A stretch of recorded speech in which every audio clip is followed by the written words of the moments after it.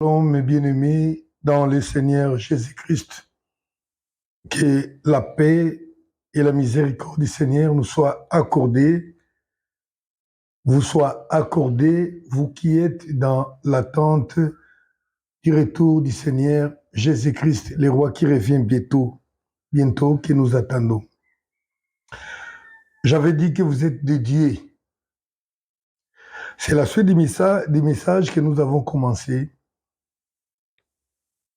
que Dieu adresse à son peuple. Je relis encore les passages des Écritures dans Psaume 82, verset 1 et versets 6 et 7. J'ai lu au nom du Seigneur Jésus-Christ. Dieu se tient dans l'assemblée des dieux. Il juge au milieu des dieux. 6. J'avais dit, vous êtes des dieux. Vous êtes tous des fils du Très-Haut. Cependant, vous mourrez comme des hommes.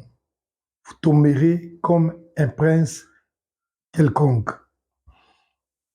Je disais au départ que ces messages, nous l'adressons aux enfants de Dieu, à ceux qui attendent le retour du Seigneur Jésus-Christ, qui attendent l'enlèvement, qui cependant peuvent manquer les rendez-vous avec Dieu, non pas parce qu'ils vivent dans une vie de péché, mais tout simplement parce qu'ils se sont laissés dans des tâches, ils se sont laissés dans certaines choses que le Seigneur désapprouve. La Bible dit, le Seigneur vient prendre une église qui est sans tache ni ride. Une église sans tache ni ride, un disciple sans tache ni ride, n'est pas forcément une personne qui vit dans les péchés, dans les mensonges, dans l'impudicité, dans les vols, dans la fraude et dans beaucoup de choses là. Mais c'est une personne qui, les tâches, les rides, c'est une personne qui peut-être bien que craignant Dieu, mais qui se retrouve dans les soucis. Il vit une vie de mécontentement qui engendre des murmures, des plaintes. Et cela nous arrive pourquoi? Souvent parce qu'on se retrouve dans une situation difficile à laquelle on ne trouve pas d'ici. Et le diable, sachant que votre Dieu n'aime pas, n'acceptera pas tout ce qui porte les soucis en eux, tout ce qui murmure, qui se plaignent, il vous envoie des situations difficiles, il vous attaque physiquement, moralement, avec l'idée que vous resterez dans les mécontentements, dans les soucis, et cela, aux yeux de Dieu, sera considéré comme ride et tâche, et vous serez abandonné. Et devant cette situation, beaucoup de gens se plaignent. Mais en se plaignant, le Seigneur regarde, il dit, peut-être je ne peux rien, parce que j'avais dit que toi tu es un Dieu, un fils de Dieu, le fils du Très-Haut. Cependant, vous en direz des choses et qui ne pouvaient pas, qui ne pouvaient pas dominer sur vous. Alléluia. Je ne suis pas en train de dire qu'un enfant de Dieu ne va pas souffrir, ne peut pas souffrir, mais nous souffrons selon la volonté de Dieu. Et d'ailleurs, vous savez que notre Dieu, la Bible dit, c'est un Dieu compatissant. Ce n'est pas un Dieu qui aime la souffrance de son peuple, non. C'est un Dieu, lorsque son peuple souffre, lui, Il ne se sent pas bon. C'est pourquoi il compatit. C'est pourquoi il intervient toujours pour essayer de nous soutenir. Il est miséricordieux. Voilà. Il dit, j'avais dit que vous êtes des dieux, vous êtes des fils du Très-Haut. Remarquez bien que la Bible dit, vous êtes des fils du Très-Haut. C'est là la clé de ce que nous allons dire, nous allons parler aujourd'hui. Vous êtes des dieux, les fils du Très-Haut. Toute personne qui croit en Jésus-Christ devient enfant de Dieu. Alléluia. Étant enfant de Dieu, nous sommes héritiers de Dieu. Héritiers de Dieu. Ça, c'est automatique. Et la Bible dit, nous sommes héritiers de Dieu et co-héritiers avec Christ, car c'est lui l'héritier légal légitime et nous, avec lui, nous avons été adoptés, nous sommes devenus enfants de Dieu, nous devenons également les héritiers de Dieu. De quoi héritons-nous d'abord?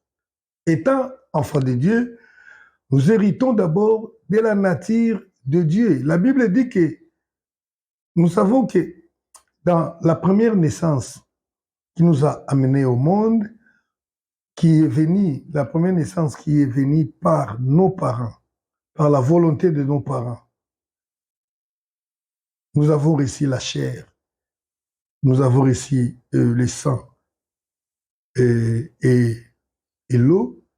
Nous sommes devenus enfants de nos parents, ce que nous sommes. Parce que c'est la seconde naissance, la nouvelle naissance dans Jésus-Christ qui fait de nous un enfant de Dieu, qui fait de nous l'héritier de Dieu, qui fait de nous Dieu. Dans la première naissance, la naissance acquise par nos parents, nos pères, nos mères biologiques, nous recevons de nos parents l'héritage du sang, l'héritage de la chair. Alléluia. Et bien entendu, si les parents avaient aussi quelques biens matériels, quelques biens financiers, oui, nous pouvons l'hériter également. Légalement d'ailleurs, nous sommes les héritiers de nos parents, de nos pères biologiques. Alléluia.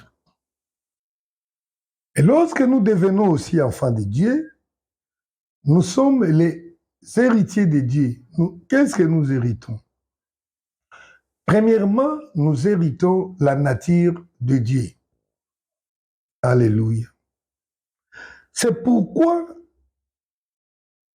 j'insiste, nous insistons toujours pour dire que un chrétien, c'est lui qui est né de nouveau, qui est passé par la nouvelle naissance. Et par la nouvelle naissance, par l'ancienne naissance, nous recevons de nos parents la chair et les os que nous portons. Nous recevons de nos parents, nous héritons de nos parents tout ce que nous voyons. Vous allez remarquer que en regardant ta mère, ton père, peut-être leurs parents, vous allez retrouver que vous avez parfois la même forme des yeux, la même forme de la bouche, parfois même la voix. Nous héritons même des maladies de nos familles. Nous héritons de nos familles, ça nous viendrons, nous parlerons de ça. Parce que c'est très important. Dans la suite de cet enseignement, nous parlerons de l'héritage de nos parents et l'héritage des livres. Nous héritons tout ça. Mais quand on devient enfant de Dieu, nous héritons d'abord de la nature de Dieu. Alléluia. La preuve qu'on est devenu enfant de Dieu, c'est la nature de Dieu. Et qu'est-ce que la nature de Dieu? La nature de Dieu, c'est la sainteté. Dieu est saint. Lorsque nous parlons de Dieu, la première chose que nous voyons, c'est la sainteté de Dieu. Dieu est saint. La façon de vivre de Dieu est différente du monde des hommes.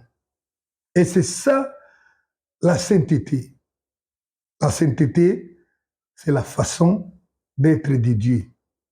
Il est bon, il est miséricordieux, il est amour, et il est juste, il est pur. C'est ça la nature de Dieu. Alléluia.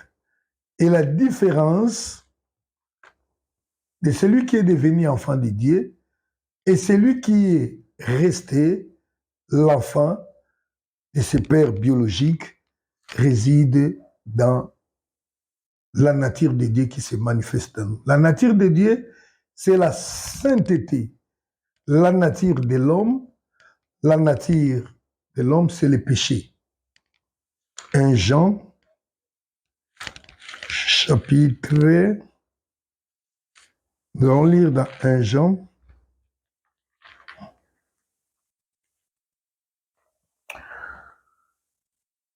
chapitre 3, verset 8 jusqu'au verset 10.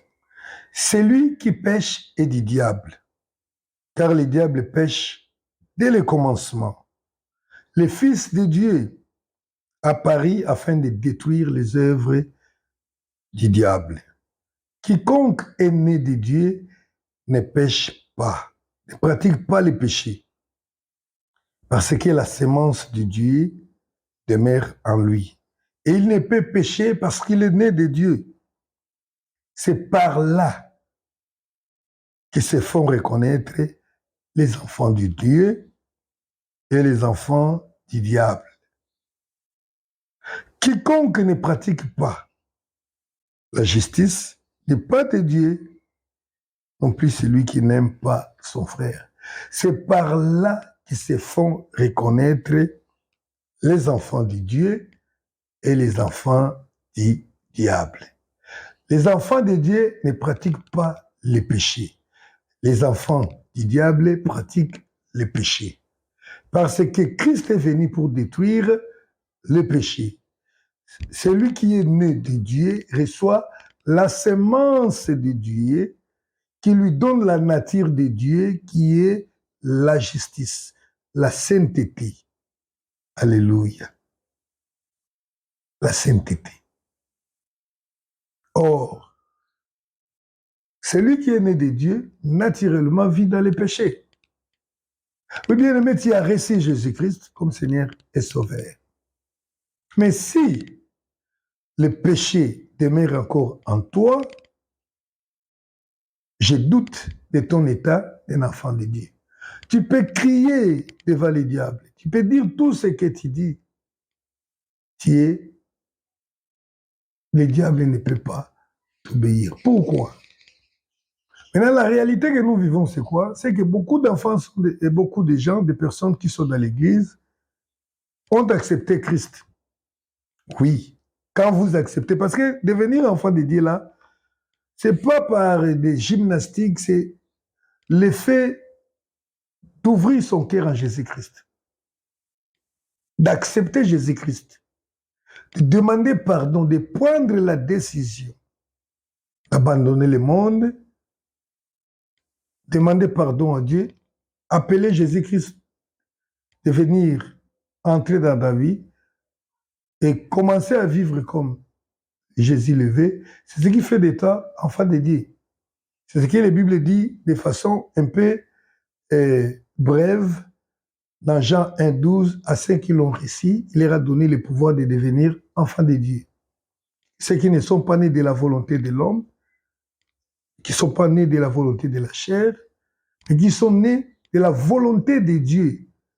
La parole de Dieu entre dans toi, tu acceptes. Tu comprends que tu es pécheur, tu demandes pardon à Dieu, tu prends la décision d'abandonner le péché, tu l'abandonnes effectivement, et tu invoques Jésus-Christ. Tu commences à vivre selon que Jésus demande. Tu es devenu enfant de Dieu. automatiquement, l'héritage de Dieu doit se manifester dans toi. Alléluia. Alors, mais j'aimerais dire une chose. Lorsqu'on devient enfant de Dieu, on est de nouveau, on ne naît pas comme un adulte. Ça, c'est un processus naturel. Même Dieu, parfois, il respecte les lois qu'il a établies lui-même. Lorsque nous naissons de nos parents, on ne naît pas adulte, on est enfant. Alléluia. Donc, on a déjà le caractère de nos parents à nous, mais on est encore bébé. Parfois, les gens qui te regardent quand tu es bébé, quand le bébé est né, voient un peu la ressemblance du père ou de la mère. Oui, ça y est dans ton corps. Mais cette capacité-là n'est pas encore manifeste. On est enfant, on est homme, mais tout ne fonctionne pas encore. Il y a certains éléments que Dieu met dans les corps humains qui doivent fonctionner lorsque l'enfant deviendra adulte. Nous naissons tous, nous venons dans le monde, nous connaissons l'utilité des dents. Les dents, nous les recevons lorsque on commence à grandir. On devient grand, les dents commencent petit à petit à pousser dans notre bouche. Ça ne sert pas seulement à manger, mais ça nous permet de bien parler aussi. Alléluia. Mais si tu n'as pas de dents, tu es quand même un homme. Tu mangeras peut-être, mais tu auras des problèmes pour parler. Alléluia. Il y a beaucoup de choses que le Seigneur met dans nous, mais qui se manifestent lorsqu'on devient adulte. Par exemple, la capacité de reproduction. C'est quand on devient adulte. Alléluia. On nous met, le Seigneur nous donne des yeux. Le bébé qui naît ne sait pas voir le même jour avec les yeux qu'il a. Bien qu'il soit là, ouvert, mais il ne les voit pas. Les parents le savent bien, surtout les mamans. C'est peut-être après 3 semaines, ou je ne sais pas moi, 1 mois, que l'enfant commence à voir. Là, comment les parents comprennent que l'enfant voit?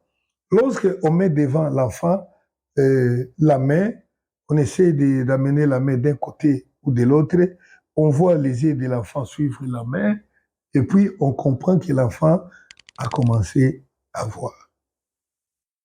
L'enfant commence à entendre, les oreilles sont là, et il n'entend pas au même moment, après la naissance. C'est après un temps, il commence à comprendre. D'abord, il commence à retenir les mots et il commence à comprendre. Et après, il parlera. Donc, quand on est enfant, on reçoit la nature de l'homme, la nature humaine. On regarde, on voit, il a les mains, il a les yeux. Les hommes en ont 2, il en a 2. Les hommes ont 2 mains, il en a 2. On voit, on sait que d'autres choses viendront. On voit les signes. Il y a un appareil génital, oui, mais ça ne fonctionne pas encore comme ça doit fonctionner. Ça tend jusqu'à ce que l'homme devienne adulte. Alléluia. C'est exactement ça, bien-aimé. J'avais dit que vous êtes de Dieu. Et le Seigneur dit, vous êtes le Fils du Très-Haut. Vous êtes de Dieu parce que vous avez reçu la nature de Dieu. Mais vous devez grandir pour devenir adulte. Et quand on devient adulte, c'est en ces moments-là qu'on reçoit l'héritage de la puissance du pouvoir que Dieu nous donne. Alléluia. Parce que quand on est enfant, on ne peut pas donner à un enfant le pouvoir, même s'il est héritier. Il a bien la nature de son père, les sangs de son père, il a les sangs royaux, mais il ne peut pas régner parce qu'il est enfant. Et dans les langages bibliques, dans les langages de Dieu, Lorsque quelqu'un devient adulte, on l'appelle fils. Il n'est plus enfant. Alléluia. Vous remarquez que la Bible dit, nous naissons, nous devenons enfants de Dieu. Mais lorsque on parle de Dieu, on parle de fils. Le fils, dans le langage de la Bible, c'est un enfant qui est devenu mature. Un enfant qui est devenu adulte, qui comprend les choses de Dieu, qui connaît Dieu, qui connaît son Père. Comme je parlais de la connaissance l'autre fois. On ne connaît pas une personne par les informations qu'on a eues de lui. Je connais cet homme-là, oui, parce qu'on m'a parlé de lui. Je connais une personne lorsque j'ai été avec lui. J'ai vécu avec lui. J'ai mangé avec lui. J'ai joué avec lui. J'ai travaillé avec lui. J'ai dormi avec lui. Connaître Dieu, c'est connaître Dieu dans ce sens-là. Et l'enfant devient fils lorsqu'il connaît son Père. Il connaît la parole de Dieu. Maintenant, Dieu te donne, t'amène dans ce niveau-là de fils. Mais lorsqu'on est enfant, on est déjà héritier. Et la Bible dit ceci. La Bible dit ceci. L'héritier, aussi longtemps que l'héritier est encore enfant, il ne diffère en rien de l'esclave. Galates chapitre 4, premier verset. Je vais lire au nom du Seigneur Jésus-Christ. Or, aussi longtemps que l'héritier est enfant, j'ai dit qu'il ne diffère en rien d'un esclave, quoiqu'il soit le maître de tout. Mais il est sous des tuteurs, des administrateurs, jusqu'au temps marqué par le Père. Alléluia. Bien-aimés, nous sommes enfants de Dieu. Nous naissons enfants de Dieu. Mais lorsqu'on reste enfant, on est héritier, mais on n'exerce pas les pouvoirs, on ne bénéficie pas de certaines choses. C'est ce que la Bible dit ici. Vous vivez dans une maison, vous avez des travailleurs. Et vous, vous êtes héritier.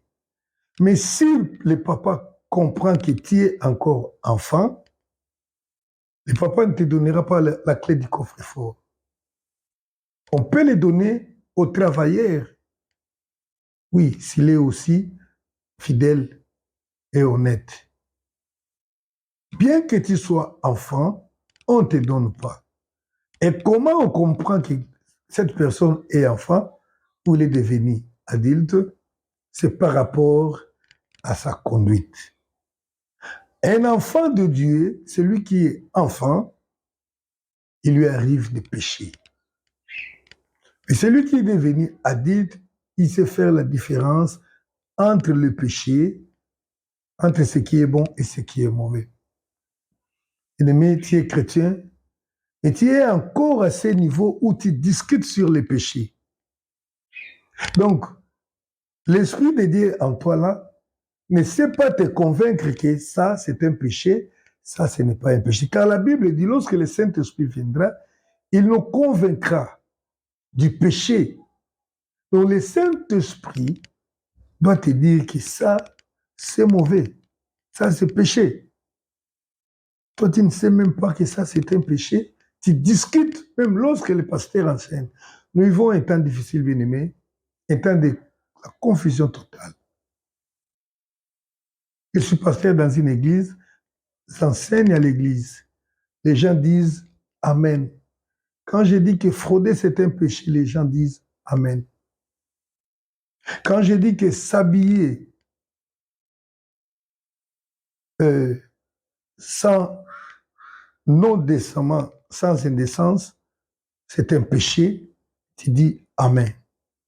Mais lorsque tu vois quelqu'un s'habiller en dehors de l'église, quelqu'un s'habiller comme une prostituée, toi tu dis Amen, tu likes, tu j'aime dans ton téléphone.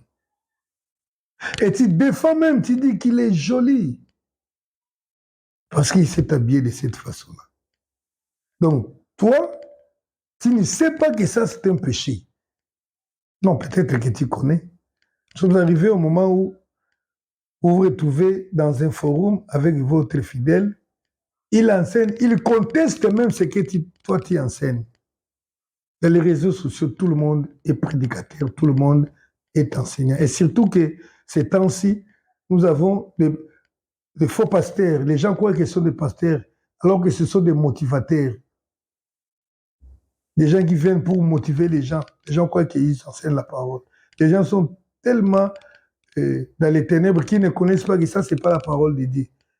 Quelqu'un peut venir avec la Bible et alors qu'il est en train de dire autre chose, les gens croient qu'il a enseigné l'évangile de Jésus-Christ. Non. Donc j'étais en train de dire que le premier caractère d'un enfant de Dieu, c'est de savoir ça c'est un péché, ça c'est pas un péché. Lorsqu'un enfant de Dieu vit dans les péchés, la Bible dit qu'il est esclave. Alléluia. Jean chapitre 8 dit ceci. Jean chapitre 8, verset 39.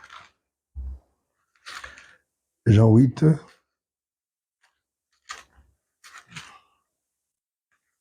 Jean 8. Le Seigneur disait ceci, je peux retourner à partir du verset 30. Jean 8, 30. Comme Jésus parlait ainsi, plusieurs crurent en lui. Il dit aux Juifs qui avaient cru en lui, si vous demeurez dans ma parole, vous êtes vraiment mes disciples. Et vous connaîtrez la vérité, et la vérité vous affranchira. Vous connaîtrez la vérité, et la vérité vous affranchira. Ils répondirent, nous sommes la postérité d'Abraham, et nous ne fûmes jamais esclaves de personne. Mais comment dit-il que vous devenez libres?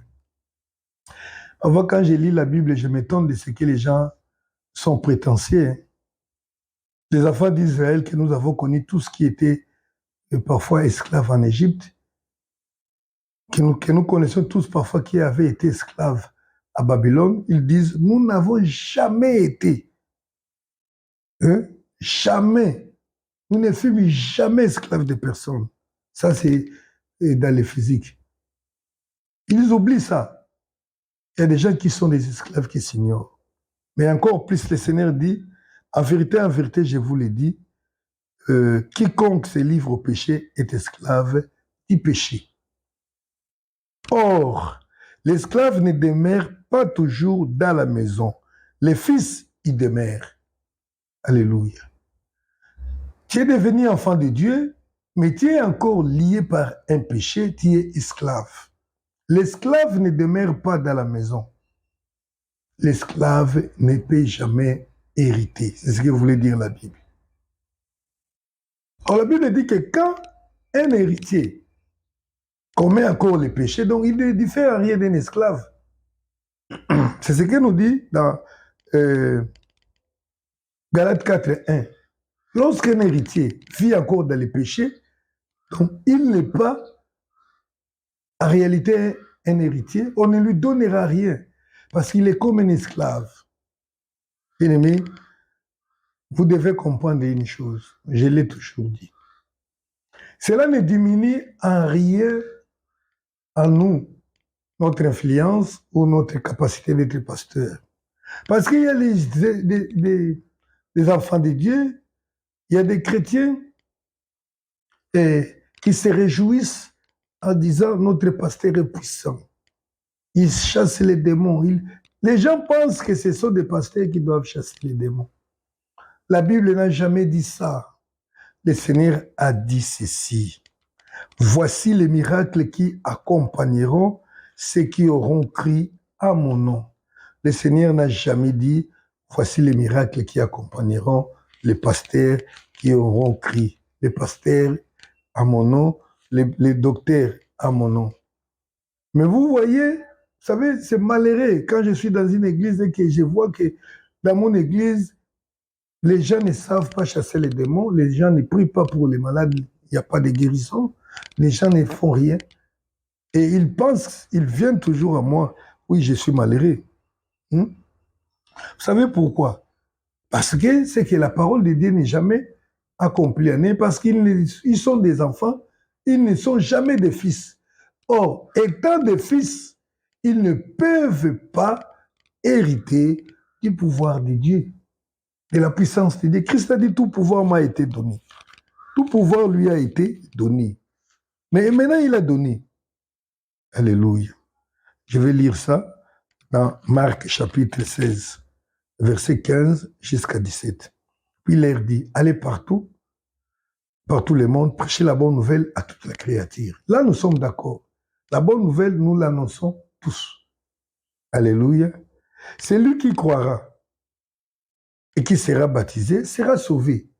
Nous croyons, nous sommes baptisés, nous sommes sauvés. Ça concerne tous. Mais celui qui ne croira pas sera condamné.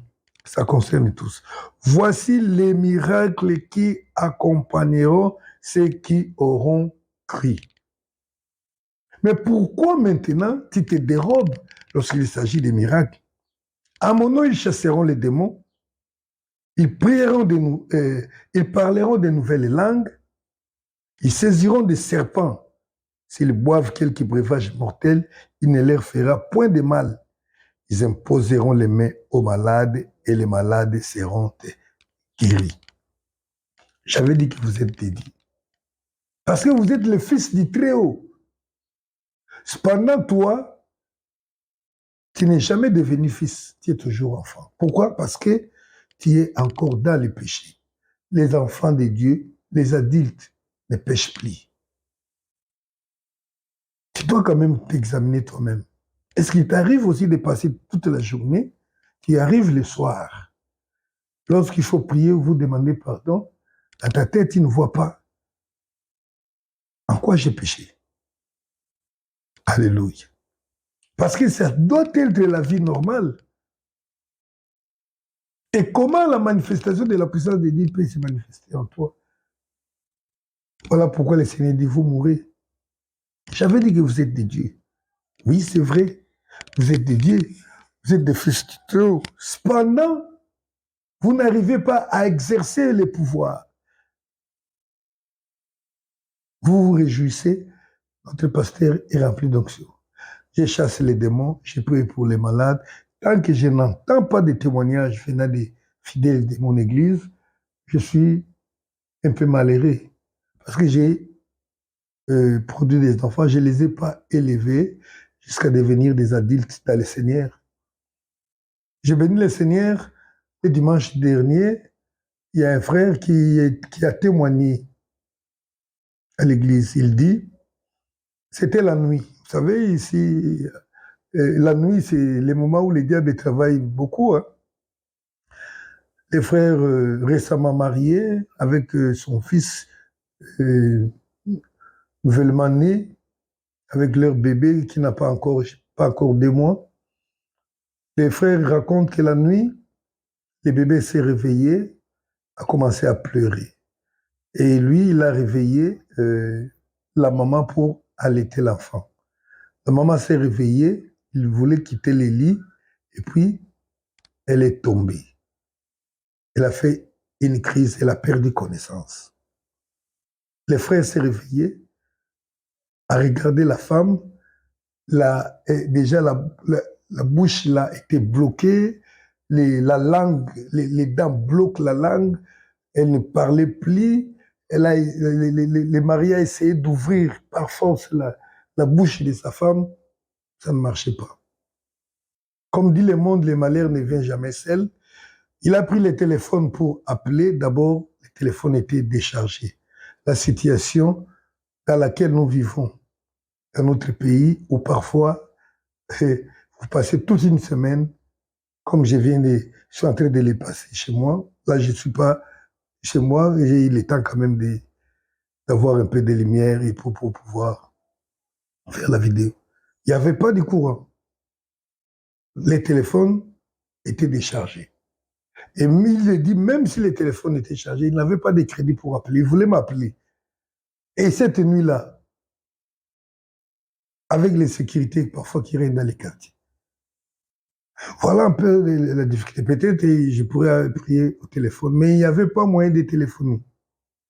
Il a compris que non, il pouvait faire quelque chose. Il a commencé à prier, à chasser les démons. Et puis, l'esprit est revenu dans son épouse et il s'est réveillé. Vous savez, parfois, c'est le manque de connaissance de ce que nous sommes et de ce que nous avons.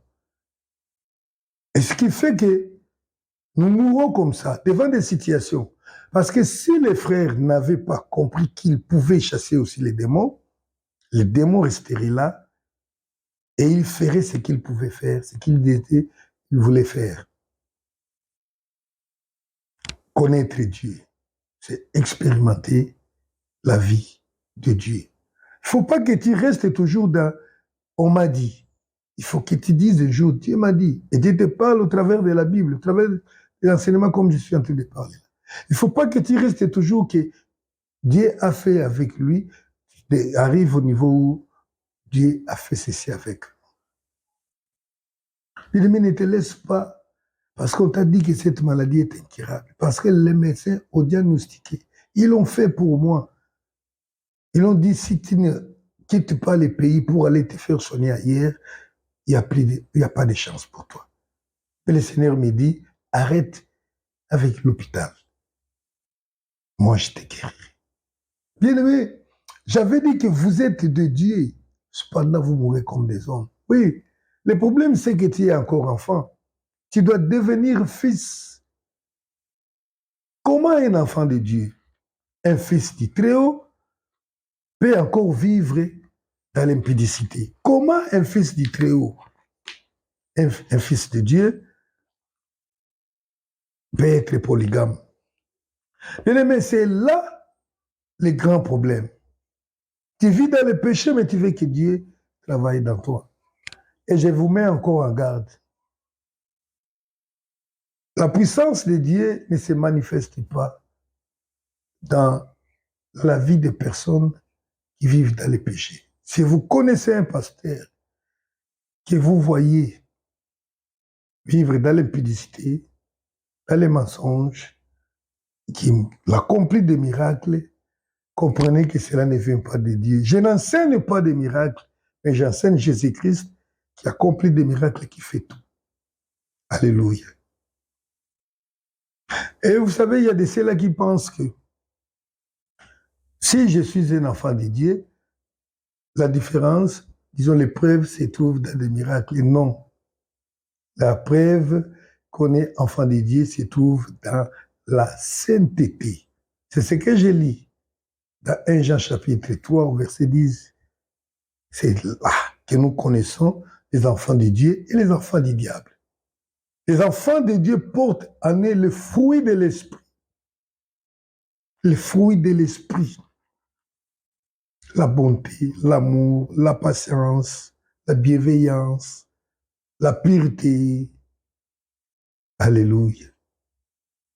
Mais les enfants de Dieu, leurs œuvres sont aussi manifestes. Les querelles, la jalousie, l'impudicité, l'ivrognerie, la sorcellerie, la magie, la haine. Alléluia. Et pourquoi nous allons nous laisser comme ça? On est enfant de Dieu et parfois, on n'exerce pas notre autorité, nous ne revendiquons pas nos droits, notre héritage, et peut-être que parce que nous sommes dans les déficits de la connaissance. Alléluia. Tu peux être fils, c'est-à-dire quelqu'un déjà qui craint Dieu, qui vit dans la sanctification, mais tu ignores. Vous savez, le Seigneur a dit ceci. L'héritier est héritier, mais aussi longtemps qu'il est encore enfant, son héritage est soumis entre les mains des administrateurs, des tuteurs. Alléluia. C'est la même chose que nous vivons lorsqu'on est enfant de Dieu. Le Seigneur nous a tout donné. Notre héritage se trouve caché quelque part. C'est à nous de comprendre. En principe, nous, les pasteurs, sommes comme des coachs qui vont te montrer, il faut que tu fasses ça. Mais tu dois arriver toi-même à obtenir les clés, à connaître d'abord ton héritage, à comprendre que l'héritage peut être volé. L'ennemi peut voler parce que l'ennemi est là, selon la Bible, pour voler, pour détruire, pour dérober. Et que faire pour entrer en possession de ton héritage? Nous attendons les ciels et l'ennemi cherche à nous détruire aussi sur la terre, afin de nous laisser vivre dans une vie de malheur, dans une vie de pleurs, dans une vie de soucis. Et il sait que dans cette vie, tu vas rater le ciel. Et c'est ça son objectif.